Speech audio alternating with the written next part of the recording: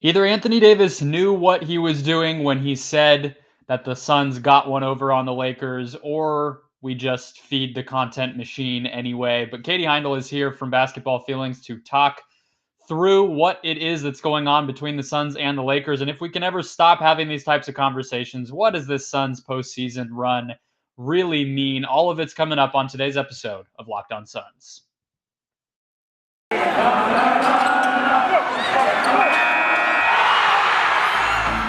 You are Locked On Suns, your daily Phoenix Suns podcast. Part of the Locked On Podcast Network, your team every day.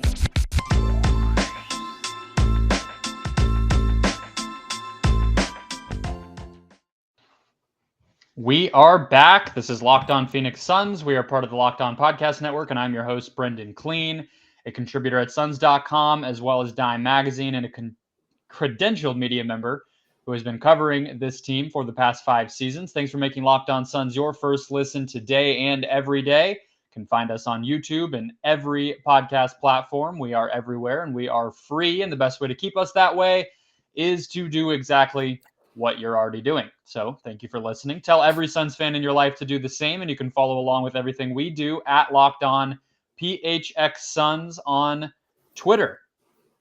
Anthony Davis, on Sunday night, we were treated to a pregame media session, very impromptu, didn't even know that it was going to be happening. And as is the case when these two teams meet, there is what you might call some bad blood. And especially coming off of last year's first round series, I think a little bit of animosity maybe as well. But Katie, you were watching all of this from afar. You had no blood in this, no stake in any of this. You could just laugh at all of us who were going back and forth all throughout the past 2 days. What was your response when you saw Anthony speak up and the fans kind of do what they do? Well, one, I do feel for Anthony Davis because I think, well, why did they put him out there to begin with if he's not going to be in the game? Two, he's just in a position where, like, what can he really say? I guess he could have declined to be as maybe specific or intentionally throwing some shade. But I thought, I felt for him. Like, the more empathetic part of myself felt for him because I think there's a lot of frustration, obviously, from his perspective, in the way that his team is playing. And I think also in just the injuries that he's seen this season. So that's what struck me most is like, this is a guy who's just kind of lashing out because I don't actually think there's any truth whatsoever in his comments. And I do have to say, I enjoyed Devin Booker's response immensely. How could you not? He brought, like, when he walked in, actually, first of all, let me reintroduce, for those who did not hear my very quick introduction at the beginning, Katie Heindl is our guest today. She writes the Basketball Feelings newsletter. She is also a coworker, colleague of mine at Dime, where she writes feature stories and covers the league as well. She's been published all over the place and was actually a guest prior on a much more depressing topic. So we will hopefully get to have some less Robert Sarver infused talk today. But yes, when I saw Devin Booker walk into the little room where we do post-game press conferences and he had sunglasses on, I knew what we were in for. He knows the question is coming because he clearly saw it. You can tell that they all saw it because they went up by 26 points in the first quarter. That really was the answer before the question was even asked if the Suns actually got caught wind of any of this, got a whiff of any of it pregame. And so, yeah, he strolls in. He has the sunglasses on, which for those who don't know, we do those inside, not outside. And it's also nighttime, so there's no sun. So he knows what he's doing. And yeah, the Suns had their response, I think. And I think you're totally right to say that it does. I mean, part of it is just on the people who are in our side of this business who ask questions like these and create the news cycle themselves. I actually wasn't there. Again, I didn't even know this was happening, so I'm not really sure. There was no video that I ever saw of what happened, so I don't know the context in which it was said. We can go back and forth about the injuries, and AD had his thing. Chris Paul had a very crazy shoulder, nerve, neck, whatever snafu in game 1 and was out for a while. So there's obviously nits to pick on each side, but you're right to point it back to the Lakers thing specifically, Katie, because I think that undergirds a lot of what's happening with this team is just the stress, the frustration, the overwhelmed. I mean, like just watching them play in person, I don't know if anybody wanted to be there. Like far be it from me to say that about a professional athlete, but like once the lead got to double digits in the first quarter, it was like we might as well have just simulated the rest of the game and just put the Suns as the winners. It was really strange to watch. I'm not used to that from a team with competitive guys like LeBron and Russ, who we've if nothing else, we've always been able to say like they are winner, like they want to go out and play basketball and try to win games. Yeah, and I think like they echoed that in their post games. I know I saw a couple players were just saying like they're sick and tired of saying how sick and tired they are either of playing this way. They're tired of saying how bad they are and that they've got to come back, the next game and try harder. Because and I understand that, but I also don't understand what you really do, because you're like what can they actually do to improve at this point, that theoretically you think they haven't really tried yet. So they're caught in a little bit of like a conundrum, because there's no one else that's like coming in to save them. I think LeBron made some pretty apt comments the other day when he was like, yeah, of course I want Anthony Davis back, but like that doesn't fix all of our problems, whether it's a chemistry thing, whether it's kind of a personnel thing, an injury thing. I'm not really sure.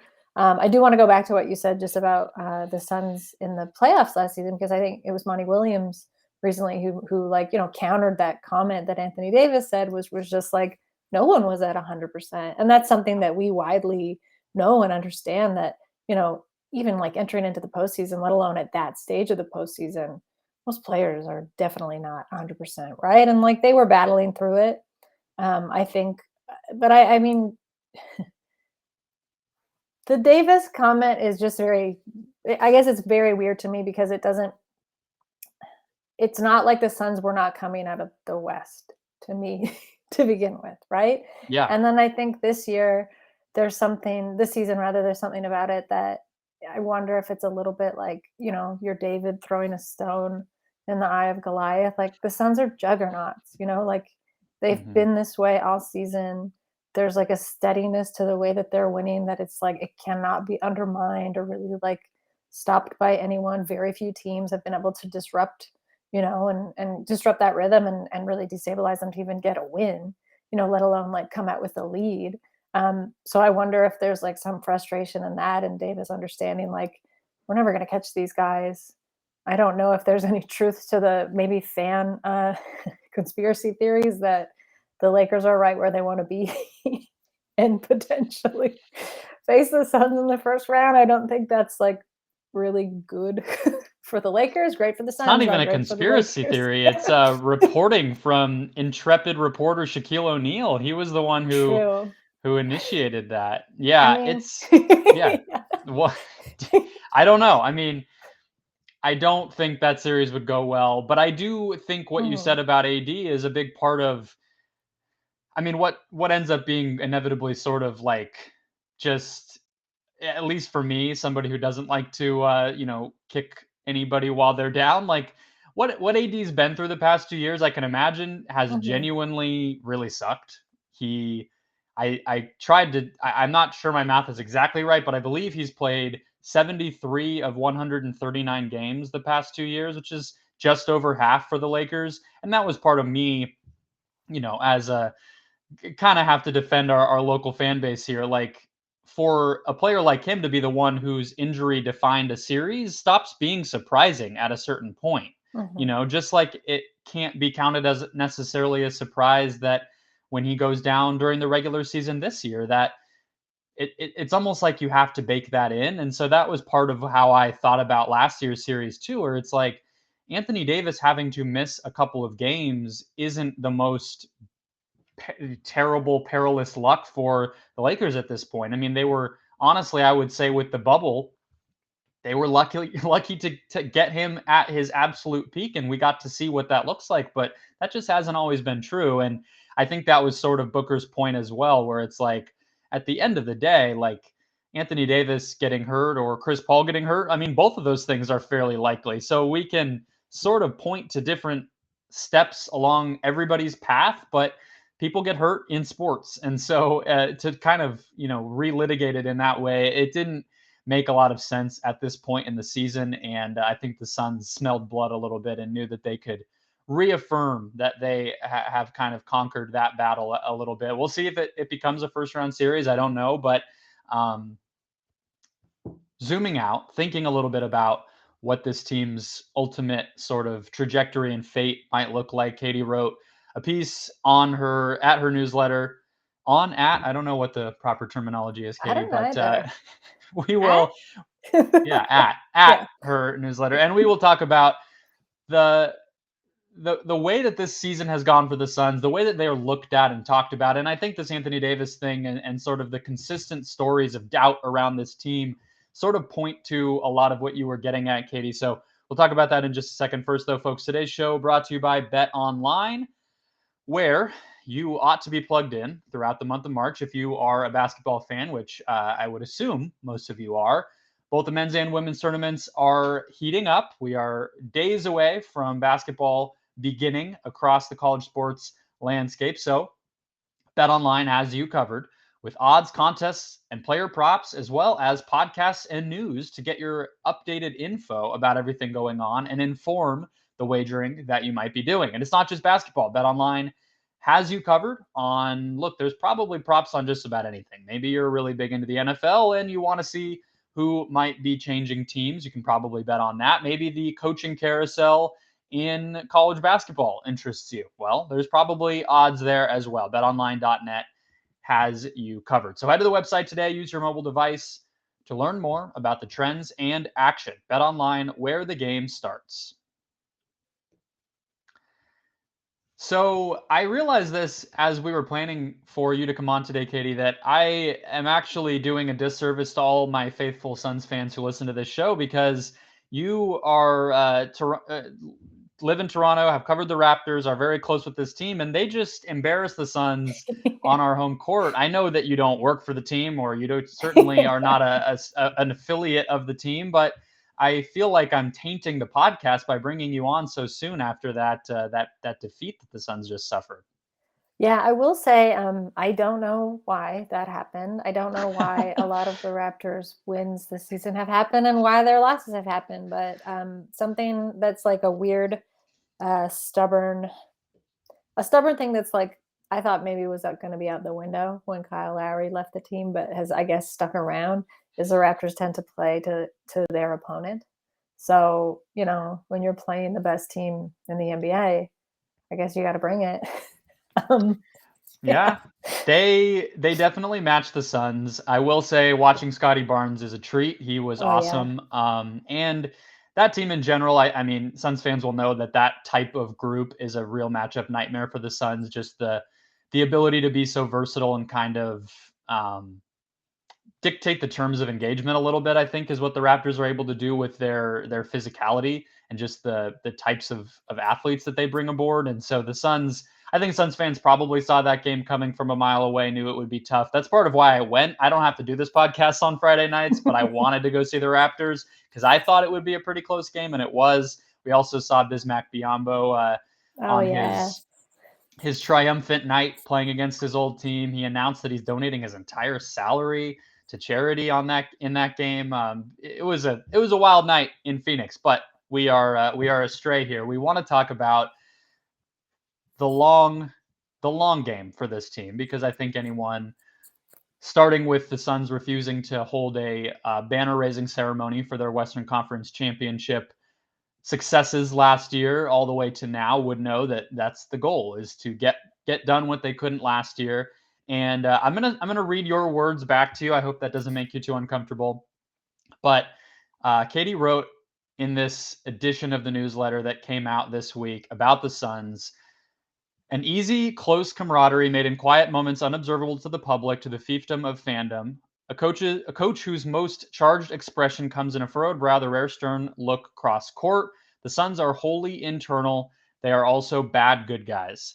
I won't go on. I did tweet the whole passage there that I think describes this team, but that's in a nutshell a lot of what I think makes. We've had this conversation ad nauseum, Katie, as you can imagine. Why don't people talk about the Suns, right? It's an easy topic on a show like this to have. But I think you really get to it there. They're bad good guys. They don't kowtow to what it is that the NBA as a hype machine does. I don't think that they want to be that, and they've been quiet and they've been diligent, and I think you really got to the heart of that. So what kind of thoughts were you having when you started to kind of put them together and write this piece about the Suns? Because here you are. People don't talk about the Suns, but you decided to. Well, I mean, it's been something I had been turning over in my head. Maybe not as much as you and your listeners have been. But, I started to look at why that might be, in the sense of trying to find other, quote, good guys, maybe throughout history, the history of entertainment, like other, like, actual history, human history, that we maybe like related to more, and like, is this of a time, and that's what kind of led me to look back, like all the way back to like chivalry in the sense of like medieval times, and then cowboys, because I mean, as someone who obviously romanticizes, I think, the desert and the American West a little bit, I cannot really strike. And I also can never get rid of the image of Chris Paul wearing a cowboy outfit to come down a NBA tunnel at one point out of my head. So that was all kind of mired in there. But like, the thing about the Suns is they are unstoppable. As I mentioned before, they're like kind of this juggernaut, but they're very quiet. They're not like self-celebratory. And I think the thing that we now like as a modern hero are almost like anti-heroes, right? Like, people don't really like the virtuous or quiet hero. People really want a hero that is very celebratory and like very loud about it. Because I think people also love it when heroes are like that, because when they mess up or screw up, I'm thinking of, someone like Russell Westbrook is a prime example of this. You can turn it around in their face, right? And you can say like, well, like, he serves you right. You were like a little bit too loud, kind of bragging about yourself. But the Suns just really excuse themselves, I think, from like that discourse or like any of those characteristics. And they've done so all this season, certainly, but I think you could trace this all the way back to, last season. You and I have talked about it, but certainly just with this like head down, quiet work ethic approach. But then I even, was curious about that, because their work ethic, like usually now I think the way that we toxically approach work is to always be talking about how hard we work or how much we work, and all the work that we're doing. Or you have this kind of, quote, hustler mentality, right? Where you like celebrate the work. There's nothing toxic about it. It's what you should be doing. And the Suns, again, don't do either of that. They don't really like glorify themselves in the work, and they don't really complain about it or ask, for people to like pay attention to them because of how difficult things are. Nothing about them is laborious. Nothing about what they do seems difficult or like that particularly strenuous. It just kind of seems work a day. And I think there's not that much to talk about, rather. Like in an approach like that, and like, I was kind of curious with last night's game against the Lakers, especially after I had just written that, to see, because I knew the Suns would win, but like to see what the story would be. But the story wasn't that the Suns blew the Lakers like way out. The story was like that the Lakers had lost again. But by now the Lakers are losing as much as the Suns are winning. Like, nothing about that was surprising. And yet, like, the Lakers were the story again. So I think it's just because we don't, it's easier to talk about personalities, and like the drive for entertainment. And like, we want our bad guys. We want our good guys kind of bad. That's why we love Joel Embiid. We love James Harden. Even if we don't love them, we certainly love talking about them. Like the Nets really exemplify that. There are all these teams. Michael Jordan, right? Yeah, I mean, exactly. I think especially in basketball, where the personalities reign supreme, it definitely tilts that way. Yeah. Yeah, and I think the Suns they just forfeit all of that. But they're not really making a point of saying like we reject it. They're not making a point of saying anything at all. So I think Yeah. I think it's like very refreshing and extremely interesting, very intriguing. But I think people don't watch basketball right now for those reasons, which is to our own collective, our own detriment, I would say. Yeah, it's interesting you say they don't watch basketball like that now. I don't know if we ever did. I mean, like, because That's true. I Yeah. think about like the team that they get compared to, and I don't even know if people who make the comparison are always thinking about it the same way as me, because I think there's some on-court stuff that makes this. I think back to there was one play that went viral last year during the playoffs. I think it may have been against the Clippers. Suns had like 20 passes in a possession, and everybody was saying, "Wow, this is the Spurs." I think that the Spurs comparison is apt because of all the things you were just talking about, more Mhm. so than anything else. And I haven't covered a ton of coaches day to day. I mean, only the ones that the Suns have had since I've started, which is, to be fair, quite a few. But Monty to me seems like one of the more hardcore Greg Popovich disciples that there is. You can hear it in the language that he uses. He'll say program instead of, team. Like everything is program. He talks like he's a college coach. Mhm.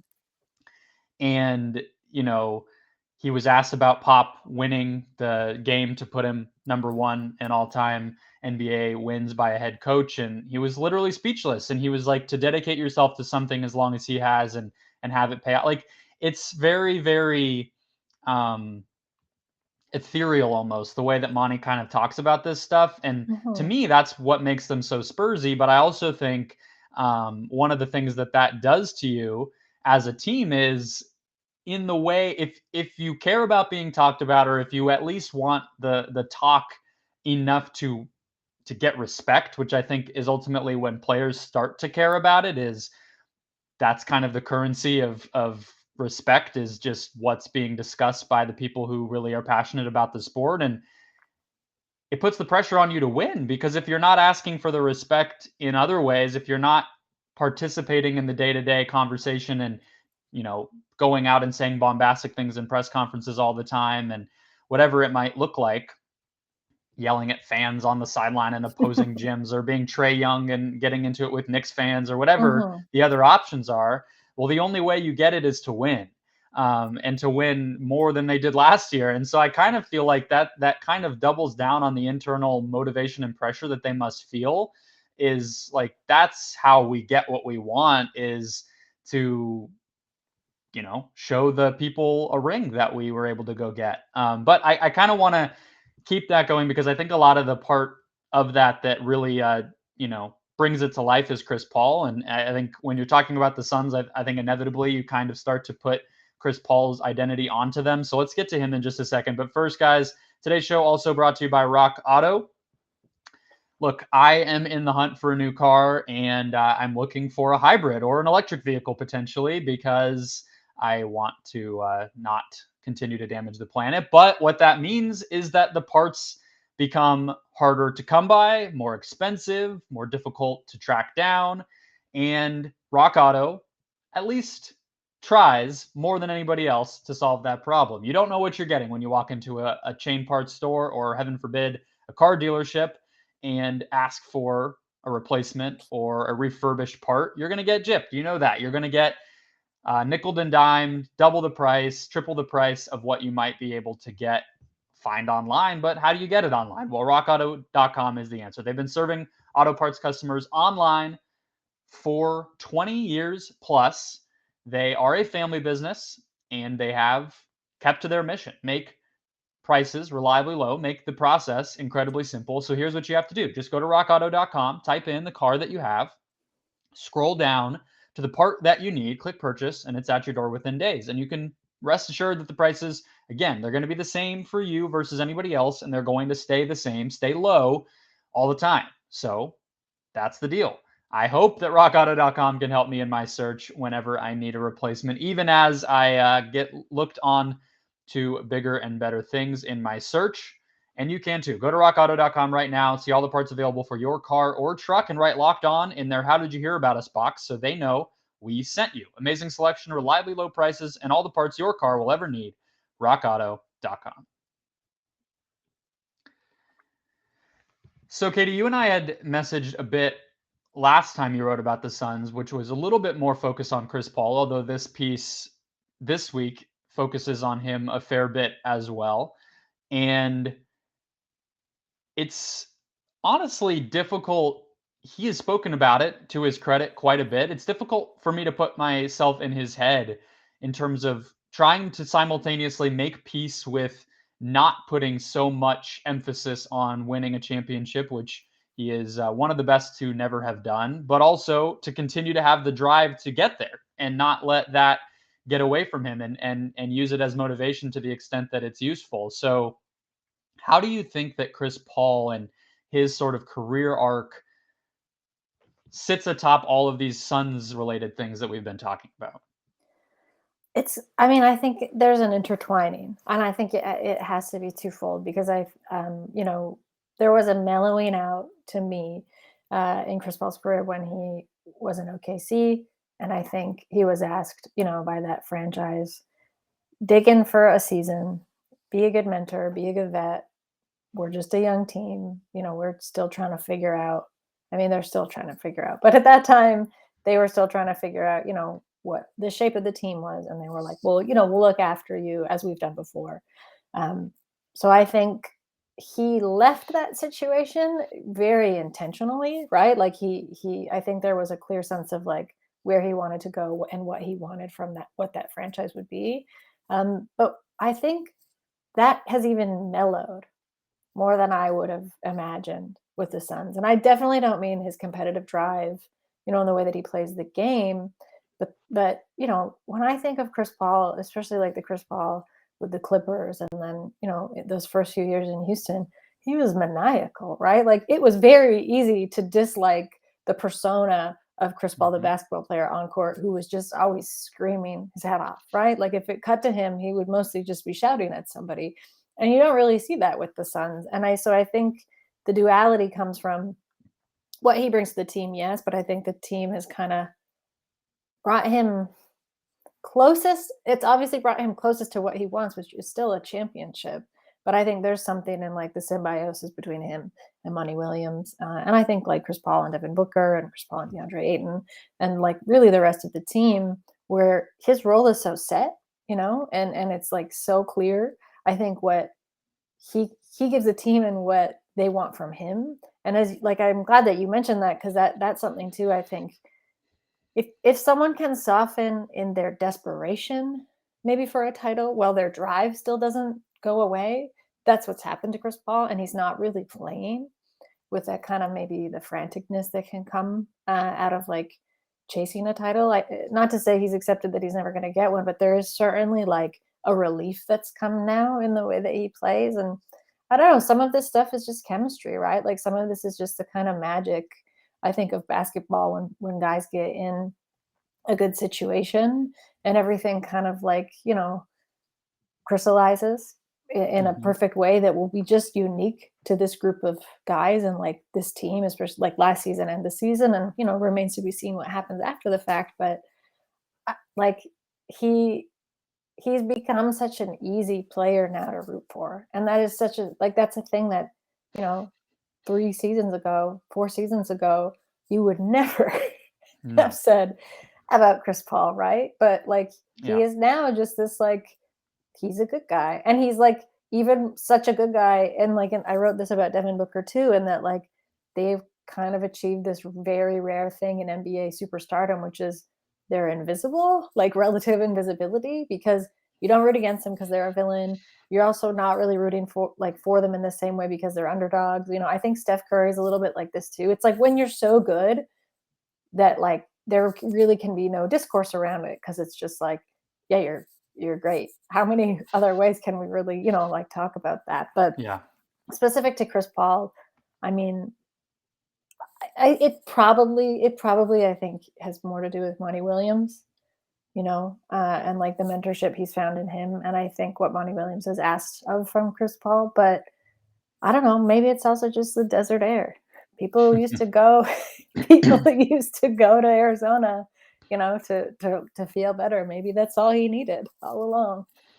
He just needed to be a little closer to Sedona and some of Mhm. our more spiritual leanings in the state. Yeah, maybe that's it. I think the thing that's crazy to me is like you hear a lot from athletes about winning, Mhm. winning with a capital W, I guess, winning a championship. And it, there's all these stories, and it's not just in sports. People that have success, there's all these stories then of like, and it wasn't different, right? I got there and it was everything tasted and smelled the same, and my life wasn't any different, even though I had been driving to that point for so long. And stories and movies and poems about that very topic. But I think with Chris, what's funny is that he uh, he got so close and failed and realized that I think the failure wasn't as bad as he thought it might feel. And he's talked about that Rocket series and the fact that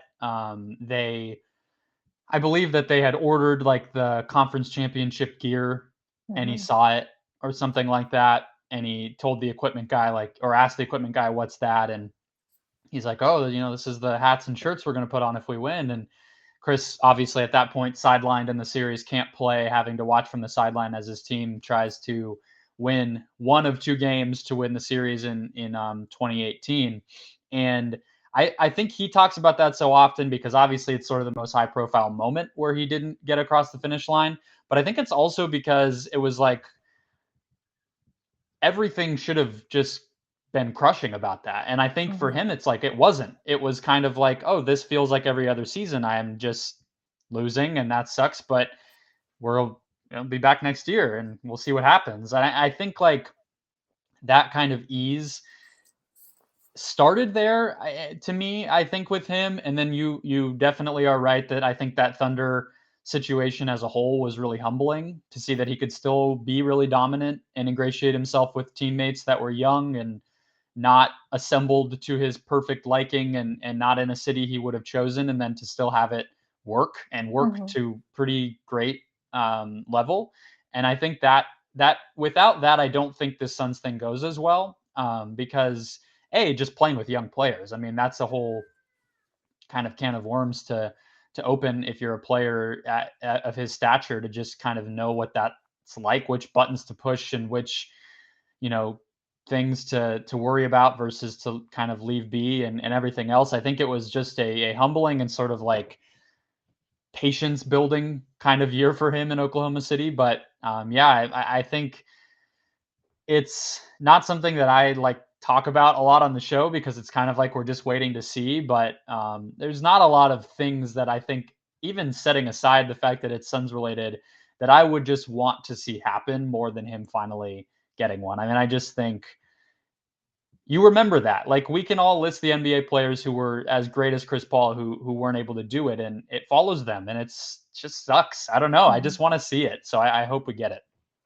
I think it's really apt. I think what you mentioned in terms of like with that Houston series, and then probably he felt this way last season.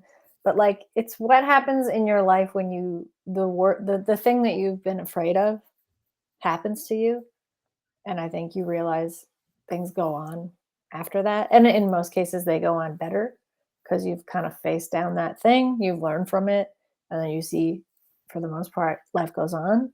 But it changes you, and I think you have a choice, right, of like how you want to come out of situations like that. And I think for Chris Paul, as much as I completely agree with you, I definitely want him to win a title. So much of his career has kind of come backward. Like it's been a little bit backwards, like he wanted, like when he first started, in Charlotte, like really arguing for kind of like player autonomy and like choices in the front office and being that really strong voice before he was necessary. I mean, he saw himself as ready, but I think he was kind of forced out of that situation, and everything like he's kind of wanted it, and it seems like he hasn't been ready for, he's lost in a particularly grueling and tougher way, I'd say, than most of his contemporaries. So it's not to say that like Chris Paul deserves this more difficult path that he's been given in his career, but he's certainly shown that like he's been able to take that weight on his shoulders and walk it fairly gracefully. And that must be such like a monumental thing to teach to the guys around you, which I think again goes back to what we were talking about earlier as to why like the Suns are so quiet and intentional, and everything that they're doing.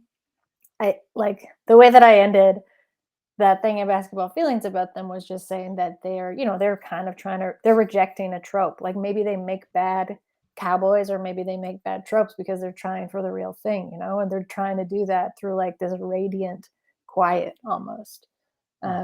Remains to be seen, but it's certainly whatever happens this season, I think we will collectively look back on the Suns and just think like, why didn't we pay more attention to them?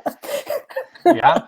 Yep. It does feel as I again put my resident, Valley sports fan hat on here and speak on behalf of the listeners. I do think there is an element of it that is pretty cool. It feels like our own little secret, it's like this team is a blast, and getting to, if you really pay attention, I mean, the stories are there. And I think that's kind of why it bothers fans sometimes is like, you can't come up with something to write or talk about with this group of people. Like they're awesome and they're young and they don't have as many reservations. They're not trying to build a multi-billion-dollar business or anything, like aside from Book, he sort of is already doing that. But other than that, it's just like a bunch of young, 20 something guys. None of them are even married yet. Like they're all just kind of, like you said, they're just kind of determined for this goal and getting better together. And there is an aspect of it where it's like, whether anyone else is paying attention, there's a lot of fun. And so we'll see. I know what that's like, I will say. Yes, yes, exactly. I know what that's like. It is a good feeling. It can be frustrating at times, but it can be like its own comfort too. Yeah. I at one point I was like, oh, Katie can kind of speak to what the process is like of the, constant pushing and then finally getting over the hump. But that'll have to be a conversation for a different day. You can find her work at Basketball Feelings. Subscribe, please. It's great. And if you are wondering why the Suns don't get talked about, Katie's written about the Suns twice in the past couple months. So I'm trying my best. Plenty of Suns talk to go around, and just great kind of thoughtful coverage and processing of what goes on in the NBA. So I could not recommend it more to everybody listening. And that will do it for today, guys. We have games the next 2 nights back to back here for the Suns on the road. So I'll be here recapping those shows, and then we'll close out the week with Aaron Edwards as we always do. Thank you for making Locked On Suns your first listen today and every day. Now go make Locked On NBA your second listen to catch up on whatever you missed around the association on Monday.